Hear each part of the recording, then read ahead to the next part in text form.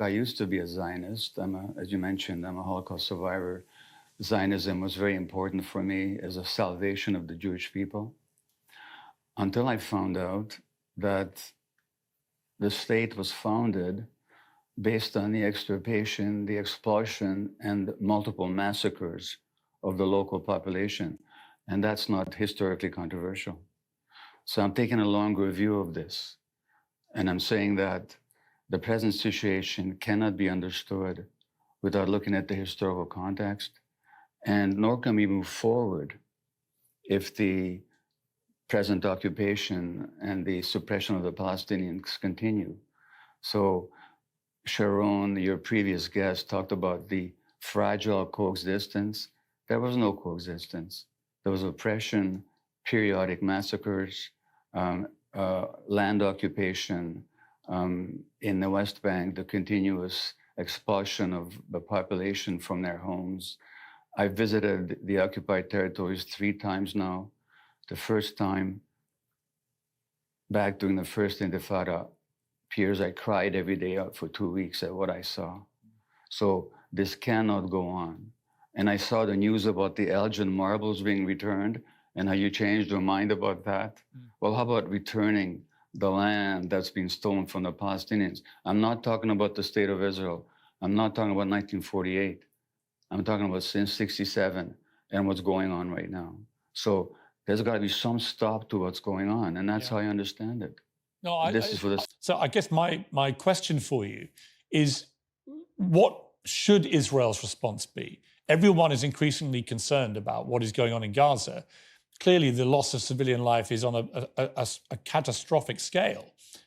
Nobody thinks this is right, but at the same time, I think many would share my view that Israel has a right to defend itself. The question is, how do they do that appropriately? And how do they get rid of Hamas, if indeed you think they should get rid of Hamas? Well, you're raising many questions and many fair questions. Now, look, I live in Canada, where this country was founded on the suppression and the erasure of the indigenous population and the utter denial of their narrative. And in Canada, for example, there are horrendous residential schools where a few decades ago, if a native child spoke their tribal language, they'd have a pin stuck in their tongue.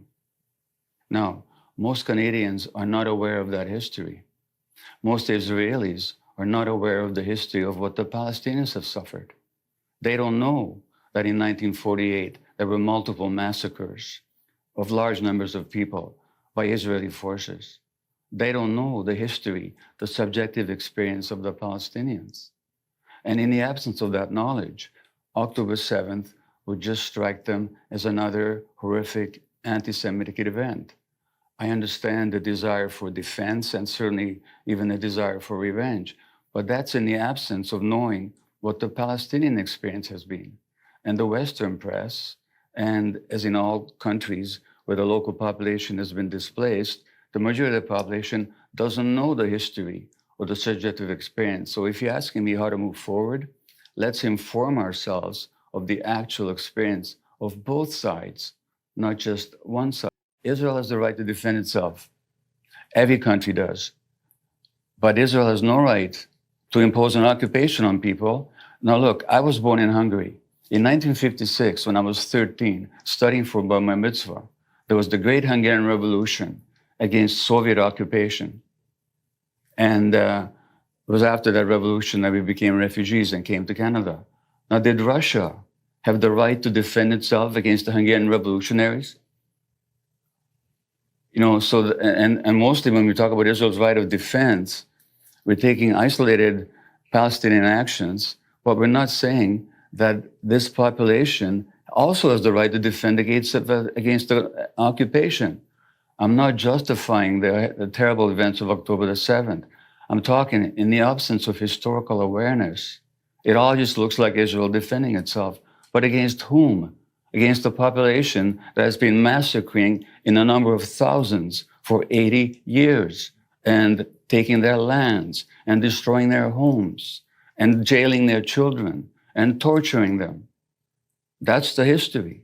Now, unless we know that, It all looks like this poor little country trying to defend itself. But against whom?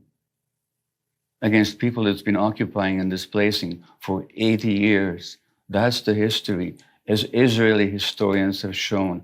I don't make this stuff up. I wish it wasn't true. I wish I could believe in the dream of the Jewish state. I love that dream.